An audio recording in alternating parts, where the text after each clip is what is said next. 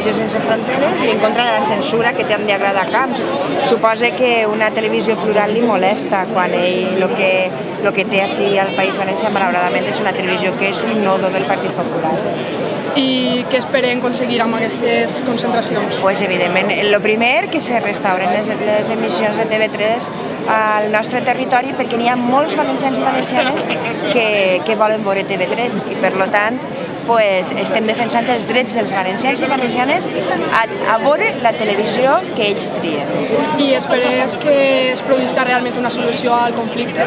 Jo sempre espero que se produïsca una solució al conflicte. És cert que ara mateix el Partit Popular, amb Camps al front, té altres problemes que atendre i, des de luego, no són governar, sinó que és pues, veure com fuig dels problemes de la justícia. No? Malauradament, cada decisió que pren Camps va en contra dels interessos dels valencians, perquè ell està pendent d'altres coses. No? Però bueno, l'esperança no se perd mai. Vale, moltes gràcies. Gràcies a vosaltres.